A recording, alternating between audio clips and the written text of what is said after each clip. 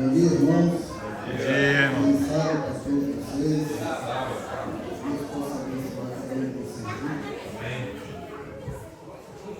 Disse Jesus uma vez que o perfeito é da boca das crianças. Né? Então, que Deus possa abençoar essas crianças para que cada dia que passar possa sentir o desejo de louvar e agradecer o nome de Deus. Amém. Vamos então fazer uma oração para a gente começar a nossa mensagem. O tempo não nos espera, não é isso? Então vamos orar a Deus.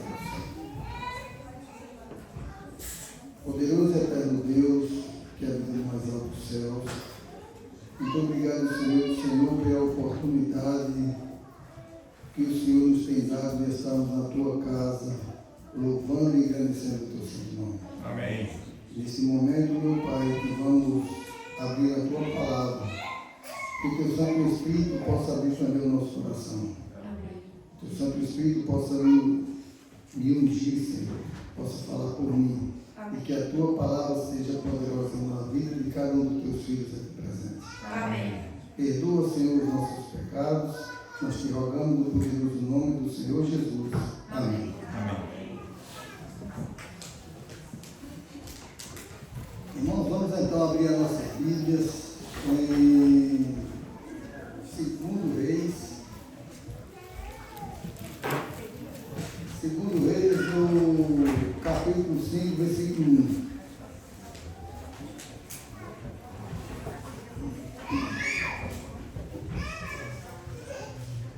Quem abriu, diga amém. Amém. Eu vou falar um pouco nesta manhã, irmão, sobre um homem chamado Naamã. Vamos falar um pouco sobre a cura de Naamã. Eu acredito que essa história tem muito a nos ensinar. A Bíblia então começa dizendo o seguinte, no versículo 1.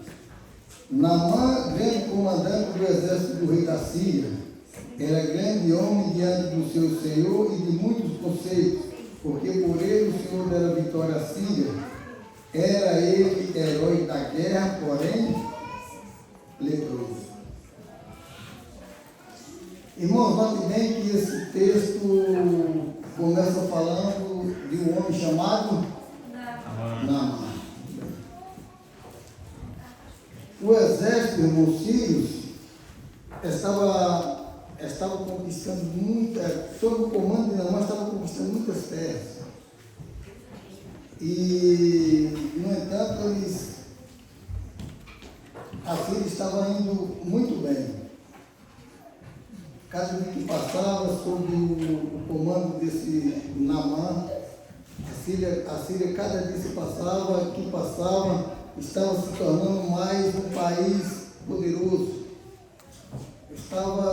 Cada dia que passava, estava se enriquecendo em ouro, prata, em tudo. E a Síria estava se tornando, naquela época, um terror para os seus vizinhos.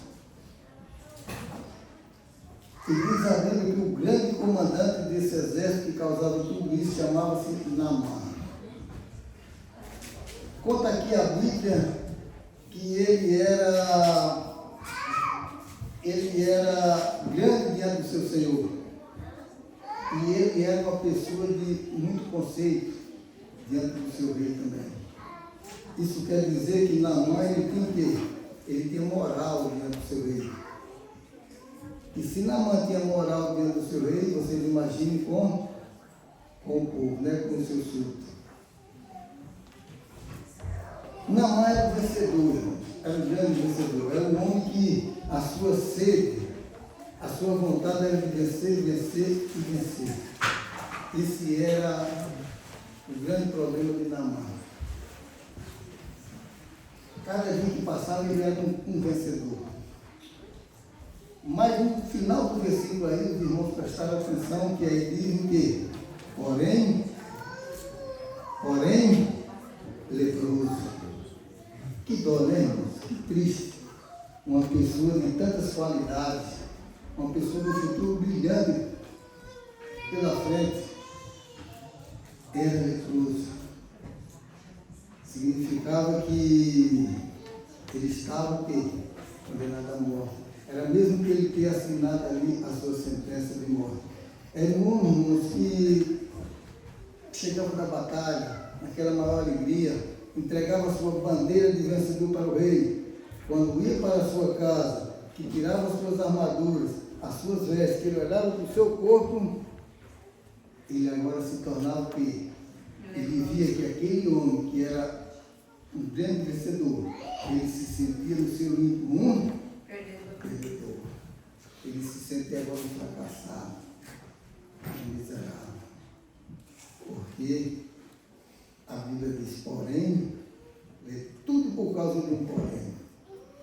Aquele homem que quando voltava da guerra com a alegria estampada no seu rosto, demonstrava para toda a cidade que estava alegre, mas quando chegava em casa, e ele olhava para si, o seu coração, ele era uma pessoa triste, amargurada, desesperada, sem solução.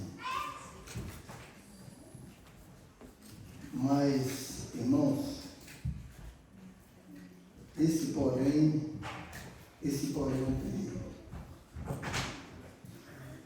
A gente sabe que tem uns porém bons e tem uns porém ruins, não é isso?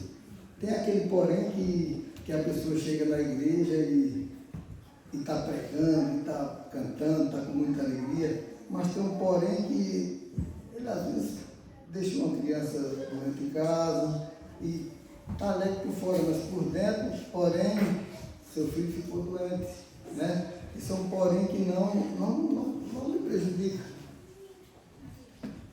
A pessoa às vezes está aqui na igreja alegre, mas porém o seu aluguel está vencendo e ele está, no momento ele está sem dinheiro para vencer, mas porém ele ainda vai conseguir ali trabalhar mais uma semana e pagar o aluguel. Mas nós devemos nos preocupar, irmão, com o porém que nos prejudica, né? Quem nunca viu dizer aquele porém é o seguinte: olha, amigo, aquele irmão ali, né, como ele prega bem, como aquele irmão fala bem, aquele irmão que está indo ali, ó, aquele irmão que está indo com a Bíblia debaixo do braço, a igreja fulano e tal, aquele irmão ali é incrível, mas irmãos, olha, cuidado com ele aquilo, porém não paga a ninguém. Sabe, irmão, sabe aquela irmã que canta demais, aquela irmã ali na igreja, aquele irmão ali, olha aquele diácono ali, ele abre a igreja na hora certa, fecha na hora certa, ela vem na igreja, aquele diretor de escola sabatina é maravilhoso, dirige a escola sabatina muito bem, mas porém em casa, nem os seus filhos e então, esse porém é um perigo. Mas eu acredito que aqui, irmãos, os porém daqui desta igreja são os porém sabios, porém que não vai nos prejudicar ninguém. Amém? Amém. Vamos então prosseguir com o nosso estudo. Veja agora o segundo versículo. Saíram tropas da Síria e da terra de Israel, levaram cativo uma menina que ficou a serviço da mulher de Naamã. Disse ela à sua senhora: tomaram meu senhor estivesse diante do profeta que está em Samaria e restauraria da sua. Irmãos, e o exército de Naamã, sob o seu comando, continuava impiedoso. O seu problema era vencer. E dessa vez a sua investida foi contra Israel. E como de costume, venceu mais uma vez. Venceu Israel mais uma vez. O homem não ficava em batalha, o homem era um grande general. O homem treinava, sabia como treinar o seu exército. E dessa vez foi contra Israel e ele venceu. E como era de direito, o exército vencedor levava os despojos dos perdedores, não é isso? Eles levavam o que queriam, eles levavam moças, rapazes, assim, as coisas. E a Bíblia menciona que no meio dessas coisas, desses despojos que eles levaram, relata uma Menino. Irmãos, eu confesso para vocês que quando eu cheguei nessa parte aqui, dessa menina, eu preparando a mensagem, eu me emocionei. Porque veja bem, quantas meninas não tem aqui? Se você chegar e perguntar para qualquer uma se elas querem ir embora para outro homem desconhecido, eu acredito que ninguém quer ir, né? Eu acredito que ninguém, nenhuma menina quer deixar aqui os seus pais, a sua mãe, seus irmãos, para ir embora com um homem desconhecido, ainda mais com um exército, com uma pessoa valente, uma pessoa que tinha acabado de matar as pessoas, e eu acredito que nenhuma criança queria ir, como também aquela menina também não queria. E eu ficava imaginando, irmãos, aquela menina, quando a mãe chegou para ela, perto dos seus pais e falou isso a você vai comigo. Você imagina o jeito que aquela menina ficou. Como que aquela menina segurou nas mãos dos seus pais e dizia que não queria. Porque aquela menina era nova. Os grandes teólogos falam que aquela menina tinha na faixa de 12, 13, até 15 anos. Era uma menina nova. Imagine agora ela implorando para seu pai que não queria ir. Seu pai também não queria que ela fosse. Mas ele não podia fazer nada. O homem era impiedoso, o homem era orgulhoso, o homem não tinha dó de nada. E aquela menina, irmãos, foi aquele homem na mão, chamado Namã, com certeza ele acabou com a vida daquela criança. Aquela criança, coitada, ficou arrasada. Aquela criança não queria. Aquela criança queria crescer ali, ao lado do seu pai, da sua mãe, dos seus irmãos. Não queria. Eu tenho certeza disso. Mas ela foi, sem querer, mas foi. Ninguém podia fazer nada. Mas ao passar do tempo, irmãos, aquela menina, ela foi se acostumando, ela dava bom testemunho. Aquela menina, ao passar do tempo, nós vamos ver depois da história que ela se tornou uma luz para aquela família. Aquela casa que era trevas, que morava ali pessoas pagãs, que adoravam outros deuses. Ali dentro daquela casa, Deus levou para ali uma pequena luz.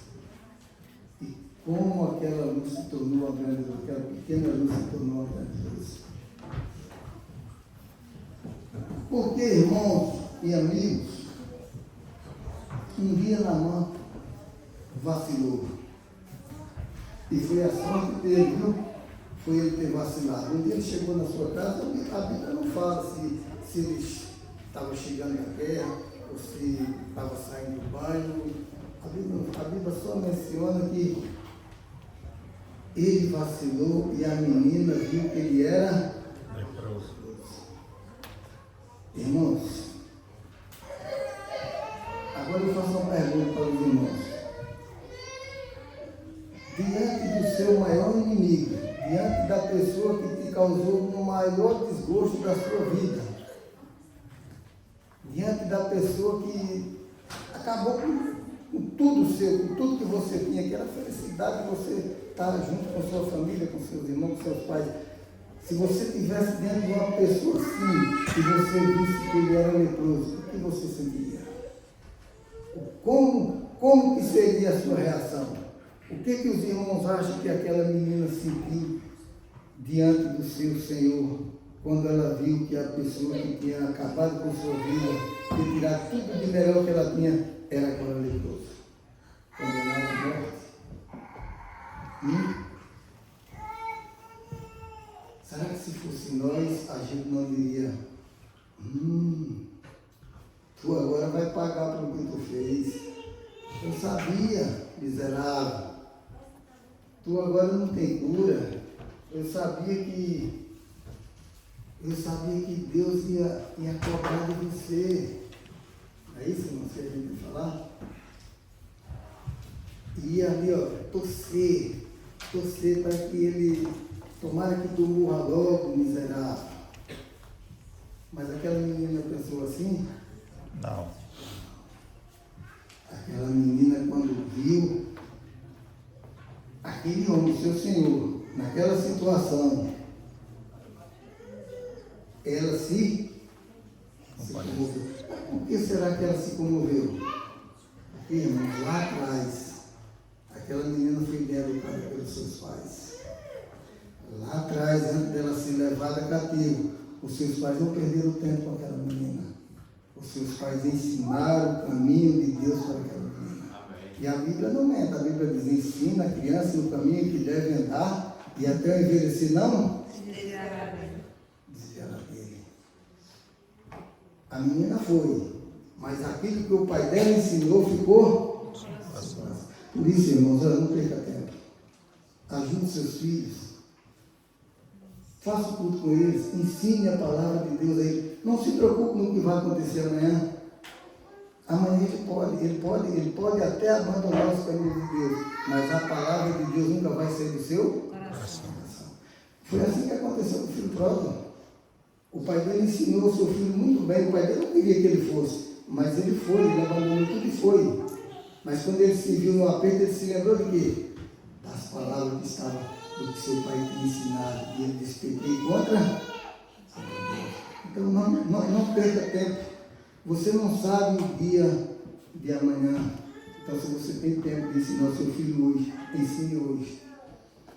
Aquela menina se tornou uma luz lá onde ela estava, mas porque lá atrás o seu pai não perdeu tempo, ensinou. Pois é. E aí, irmãos, quando ela viu aquela situação,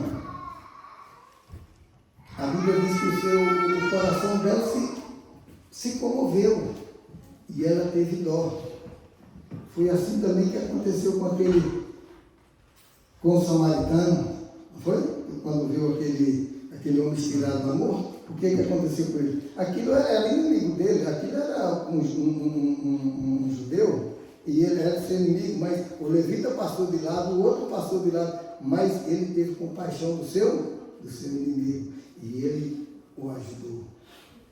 Assim aquela menina fez, irmãos.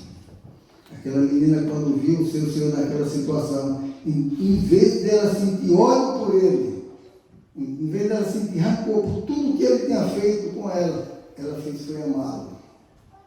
E ela chegou para ele, para a mulher dele, está aqui escrito aqui na Bíblia, e ela disse: ah, minha senhora, se o meu Senhor estivesse diante do profeta que está lá em Samaria, ele seria curado.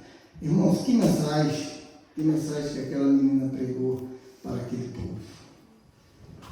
Eu tenho certeza, minha senhora, que se o meu Senhor estivesse lá em Samaria diante do profeta, ele seria curado. Irmãos, aquela menina tinha motivo para falar uma coisa dessa? O que tinha acontecido com ela? Foi horrível o que tinha acontecido com ela. E muitas vezes, irmãos, por causa de pequenos problemas, assim, nós às vezes não queremos ir para a igreja, às vezes queremos desanimar, às vezes queremos abandonar Deus por causa de pequenos problemas. E aquela menina, os irmãos estão imaginando o tamanho do problema que aconteceu com aquela menina, de ser arrancada de diante dos seus pais, sem ela querer. A pior coisa que poderia ter acontecido na vida dela foi aquilo. Mas o que ela fez? Ela não desanimou, ela continuou confiando em Deus. Por isso que ela falou para a sua senhora: se o meu Senhor estivesse dentro do profeta, eu tenho certeza que ele não estava assim, ele seria curado. E eles, irmãos, eles confiavam na menina, porque a menina dava exemplo. A menina não era daquelas pessoas que eram cristãos só no nome, só na igreja. Ela era uma pessoa que ela dava exemplo, porque assim que ela contou, eles confiaram. Ela contou para o seu marido na mão, e ele também contou e acreditou na menina e foi direto ao rei. E diz a Bíblia, irmãos, que Naamã chegou para o rei, no versículo 4, e assim falou a jovem que é da terra de Israel. E respondeu o rei da Síria, no versículo 5, vai, anda, e enviarei uma carta ao rei de Israel. E ele partiu, e consigo levou 10 talentos de prata, 6.000 ciclos de ouro, 10 vestes festivais, levou também ao rei de Israel, e levou também ao rei de Israel a carta.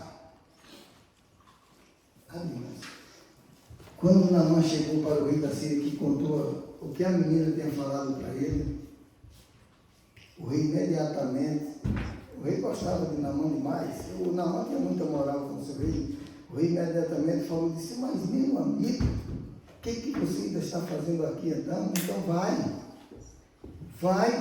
o tempo não te espera, o tempo é ingrato,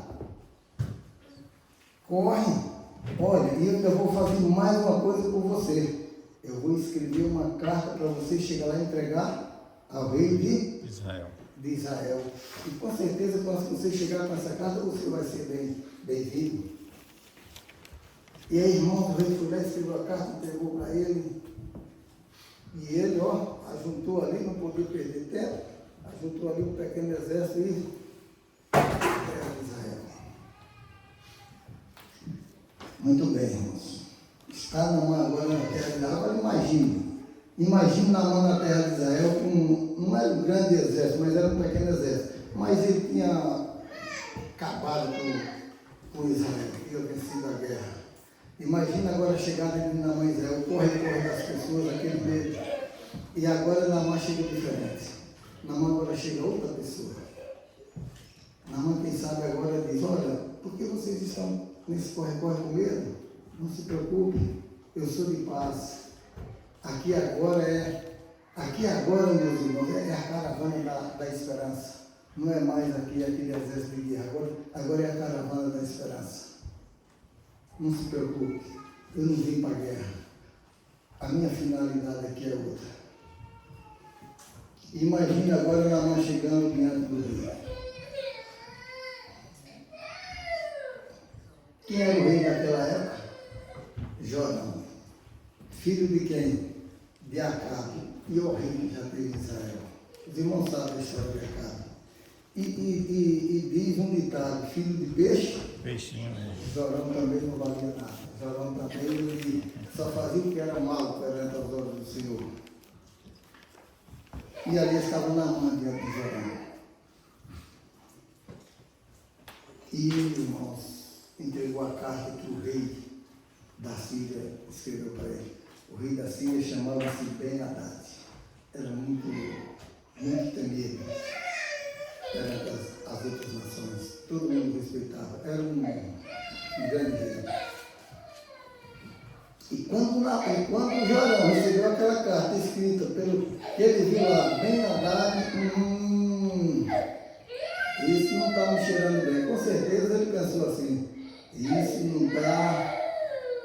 não está me cheirando bem. Alguma coisa tem.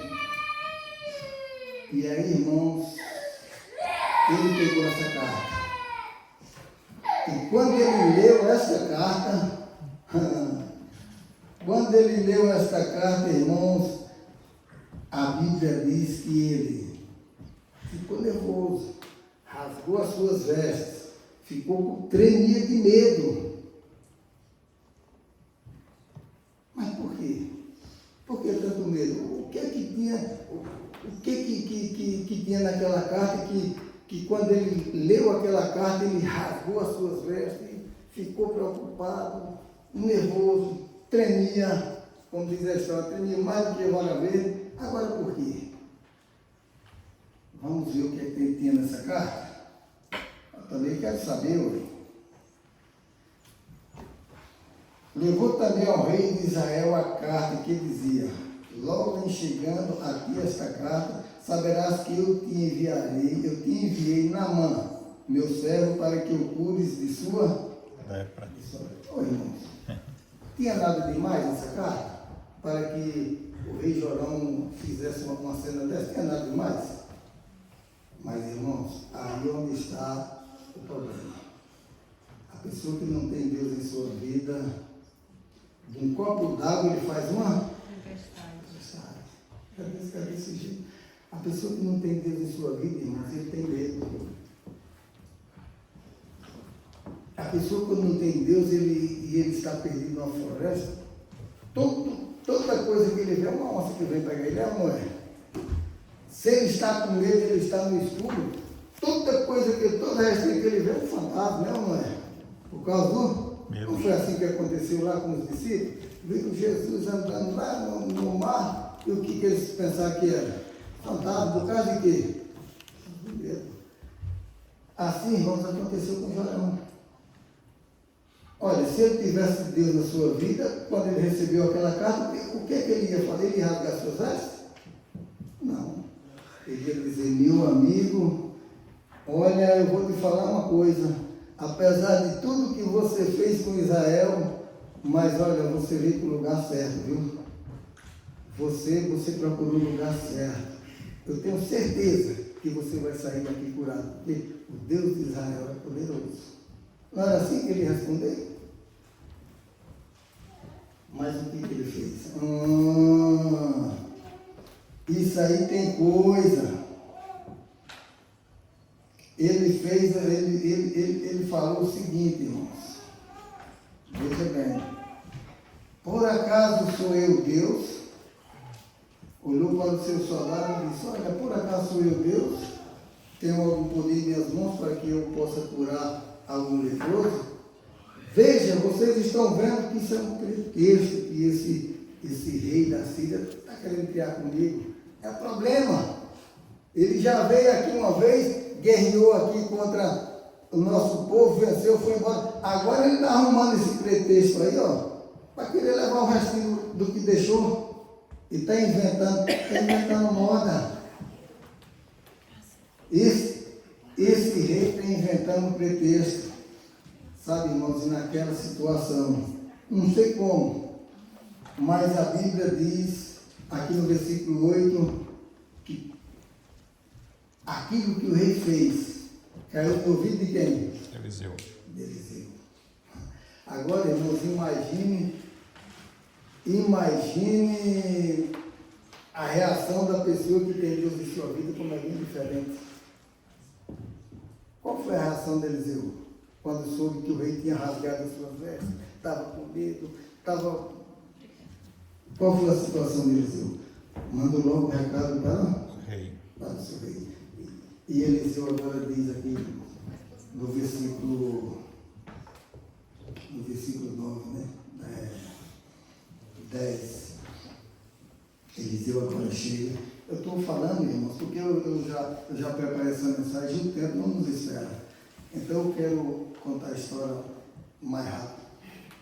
E aí, irmãos, Eliseu, quando veio a história, ele mandou logo um recado para o seu rei, para Jorão. E aí no recado ele dizia o seguinte, meu rei, por que o senhor rasgou as suas vestes, meu rei? Não precisava o senhor ter feito isso, meu rei. Por que o senhor passou tanto medo? Sabe, você está vendo a confiança de quem tem Deus na sua vida? Você, meu rei, não precisava de passar esse medo todo. Não tinha razão para você rasgar as suas vestes. Por que você rasgou as suas vestes, meu rei? Mande, aí ele disse, mande esse homem para mim, para que todos saibam que há profeta em Israel. O cabra macho, né, irmão? Esse era cabra macho. Esse tinha confiança em Deus de verdade. Mande, meu rei, esse homem vir aqui para mim, e todos saberão que há Deus em Israel. E muitas vezes, irmãos, nós paramos e às vezes nós pensamos assim, será que Eliseu estava se achando o bonzão? Será que Eliseu estava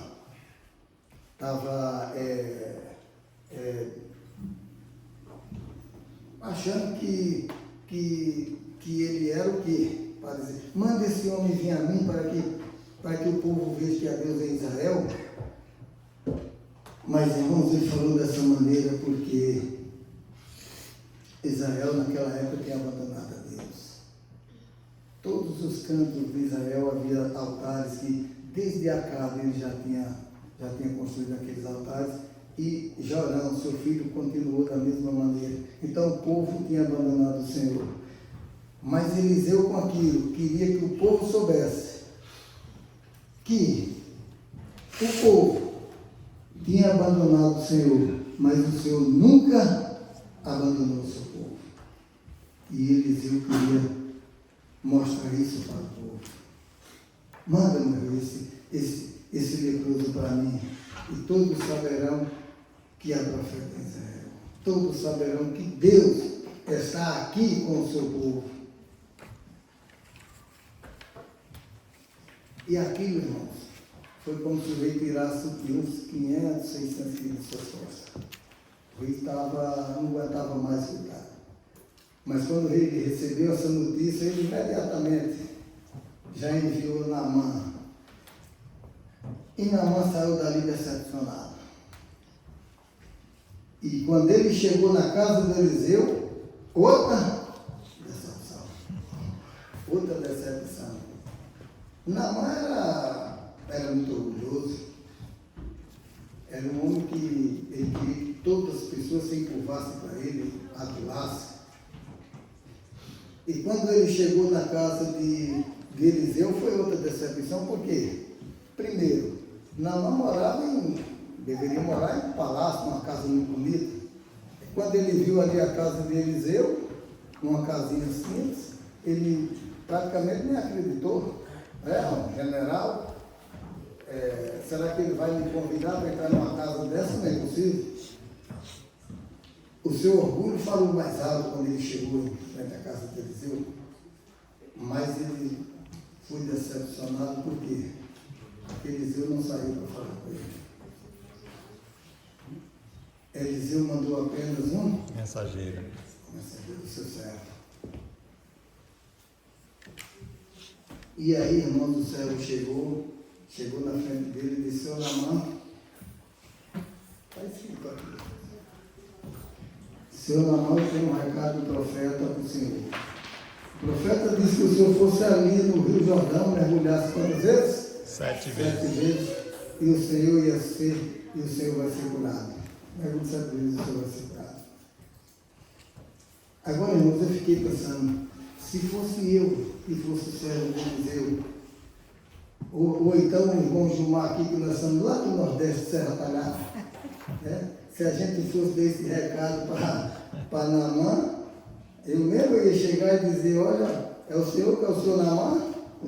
Tem um recadinho do profeta Eliseu para o Senhor, viu? E um recadinho é bom. Olha, está vendo aquele rio bem ali? É o Rio Jordão. O Senhor vai ali, o profeta disse que eu fosse lá e mergulhar 7 vezes, aí o Senhor vai ficar, curadinho, saradinho, novinho, folha. Gostou, Naamã? De maneira nenhuma. Ele, irmãos, não gostou. Ele ficou, foi com raiva. Agora eu pergunto, irmãos, mas ele tinha direito de ficar com raiva? Olha, o homem, condenado à morte, né? Leproso, condenado à morte. Agora, Eliseu mandou ele lá mergulhar 7 vezes. O homem estava debaixo do sol, que diz que lá é muito quente, né? Eu nunca fui, não, mas diz que é muito quente. Mas aí ele, debaixo daquele sol, eu acredito que cada mergulho que ele desse era um alívio para a sua lepra. Cada mergulho que ele desse era um alívio. Então, e por que ele estava achando ruim? Ele tinha razão? Não. Mas o homem era orgulhoso. O homem, ele imaginava uma cena ali de Hollywood, vamos dizer. Ele imaginava ali que o profeta Eliseu ia vir, primeiro ia se ajoelhar nos seus pés, ia adorar igual todo mundo fazia, e ele ia chegar, é assim que ele diz, e ele ia chegar, ia botar a mão na sua lepra e ia invocar Deus. Ele queria que fosse uma coisa assim, aos olhos dele, assim, para ele ver. Mas quando aquele homem falou, o servo de Eliseu falou que ele tinha que ir mergulhar naquele Rio Jordão 7 vezes, ele não secou. Ele ficou lá. Quando ele, irmãos, olhou para aquelas águas do Jordão, que diz que as águas eram barrentas, água parecia suja, águas que não eram atrativas para ninguém, que não convidavam ninguém a tomar um banho, não atraía ninguém a tomar um banho. Quando Naamã olhou para aquelas águas, ele agora, no versículo 12, ele olha para o seu soldado e diz o seguinte: não são porventura Abana e Farfá, rios de Damasco, melhores do que todas as águas de Israel? Não poderia eu lavar mineiros e ficar limpo? E voltou-se e foi com indignação. Ué. Ele agora diz: não são os rios da Síria muito melhores, águas cristalinas, águas que todo mundo tem vontade de tomar um banho, água chamativa, água de boa aparência, não são melhores do que os rios de Israel. Por que eu tenho que mergulhar nessa água? Não. Por que eu agora ele não mandou mergulhar nas águas lá da Síria? Eu mergulharia 7 vezes e ficaria curado. Mas não. Para você se curar, você tem que mergulhar aqui no Rio Jordão.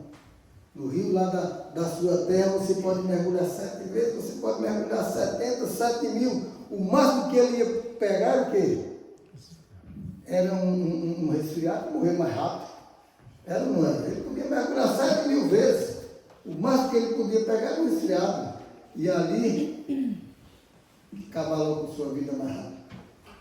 Ele tinha que mergulhar ali, naquelas águas do Rio Jordão. Água que não era de boa aparência, mas era ali. As águas eram belas? Não. Tinha milagre naquelas águas? Não. Mas por quê que ele tinha que mergulhar ali? Porque foi ali que Deus determinou. Foi ali que Deus mandou. Então quem determina, irmãos, é Deus, não somos nós. Não é aquilo que nós queremos na nossa vida. Deus é quem determina o nosso milagre. Você tem a escolha, mas você tem os seus limites. Você tem os seus limites. Quando Deus disse basta, se Deus não botasse limite, irmãos, o grande inimigo, Satanás, já tinha destruído tudo, já tinha ou não tinha? Tinha. Mas ele não quis mergulhar. Ele foi embora, irmãos. O homem era arrogante. Mas como, irmãos? Como que aonde tem ali no seu soldado tinha os bons e tinha os ruins? Enquanto nos dizia assim: muito bem, senhor, muito bem, general. O senhor fez muito bem não entrar naquela água. Já pensou o senhor entrar numa água daquela, uma água suja daquela, e o senhor não ser curado? Quando o senhor chegasse lá na Síria, o que ia acontecer? Todo mundo, o senhor ia passar a maior vergonha. O senhor ia perder até a sua moral com as pessoas. Mas, irmãos, graças a Deus que ainda tem os filhos de Deus, tem as pessoas que brilham. E no meio ali daquele soldado, teve uns que falou assim: oh meu pai, aqui, oh meu pai, se ele, o profeta, houvesse te pedido coisas muito mais difíceis, o senhor não faria, meu pai?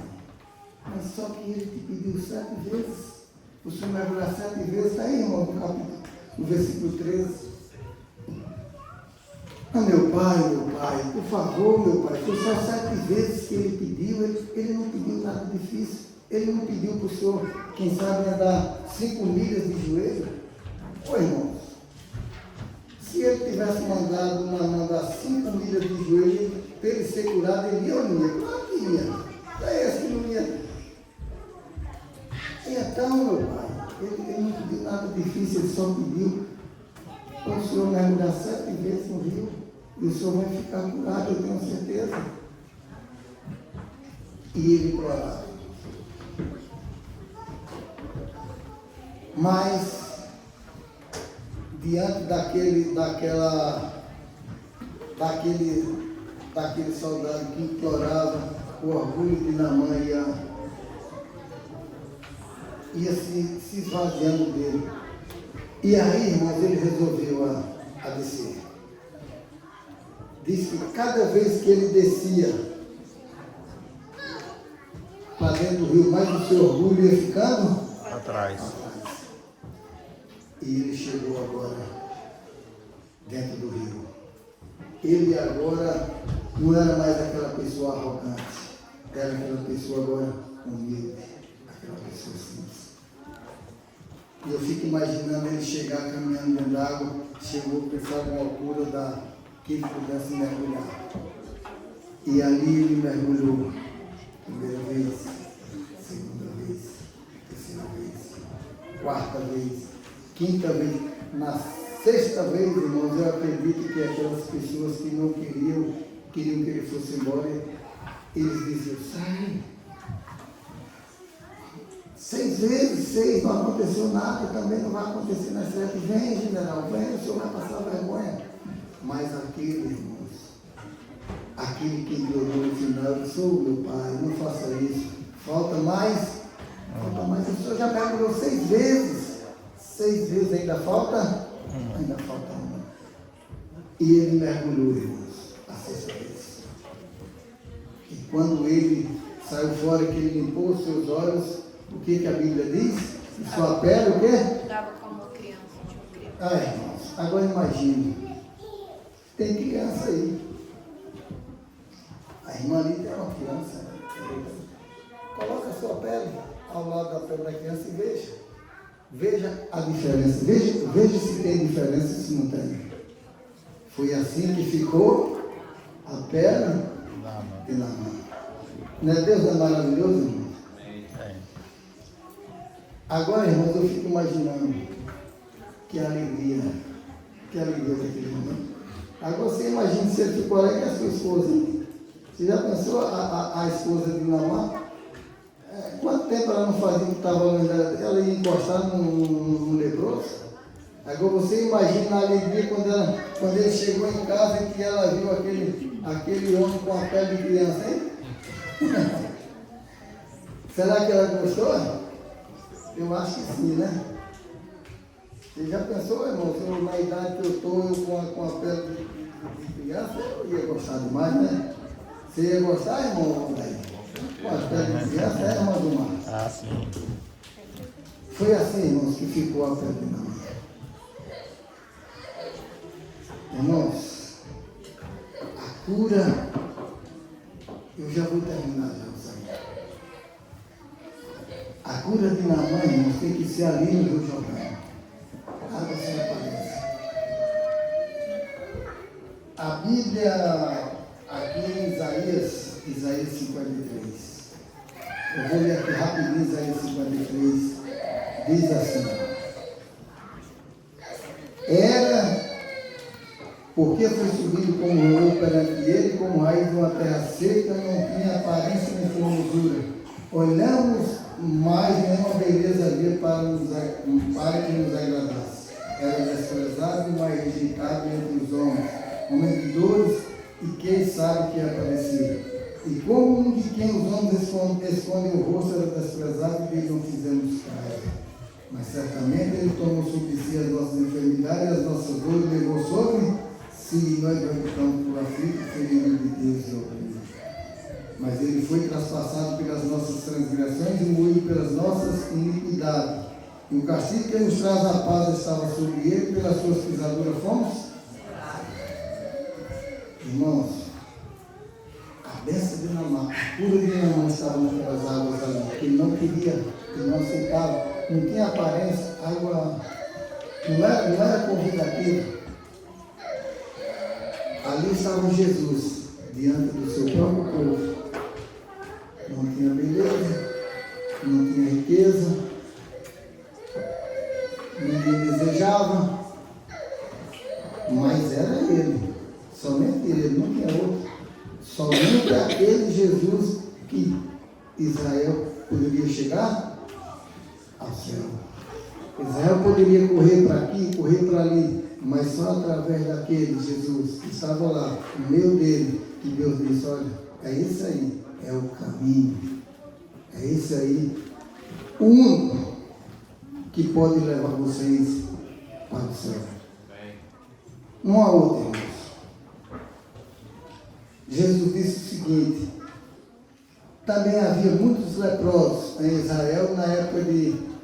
Olha, Jesus falou, havia muitos leprosos em Israel na época de Eliseu, mas apenas Naamã, o sírio, foi purificado.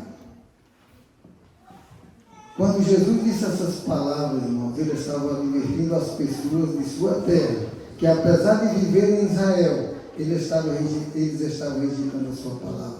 Com isso, Jesus estava dizendo que todos, independente de onde venham, de que tenham conhecimento ou não, todos são amados pelo Senhor.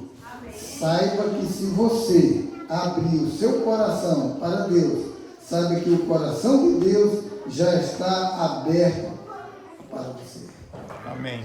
Muitos em Israel não foram abençoados porque, apesar de eles estarem em Israel, eles estavam com o coração fechado para Deus. Irmãos, não é porque você está aqui na igreja que você está recebendo as bênçãos de Deus, não. Às vezes você está aqui na igreja, mas o seu coração para Deus está fechado. Analise. Faça uma análise na sua vida, porque o seu coração pode estar fechado para Deus, mas o de Deus está aberto para você. A qualquer momento é só você abrir o seu, o de Deus já está aberto. E quero dizer mais uma coisa para os irmãos, olha, o filho veio de longe, veio com esperança e foi curado. O filho veio de outra região, de longe, e foi curado. Enquanto os de dentro de sua própria casa não aceitaram. Enquanto os que estavam ali com o próprio Jesus, o próprio caminho da vida, não aceitou o caminho da vida. Morreram e não foram para o céu, porque rejeitaram a bênção. Irmãos,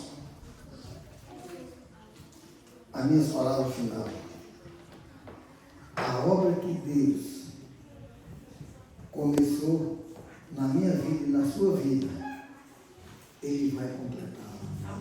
Até que a minha vitória e a sua vitória seja definitiva. Amém? Amém. Que Deus possa abençoar todos vocês. Que cada dia possamos nos apegar mais a esse Deus maravilhoso, Deus poderoso. Amém. Como eu desejo no coração.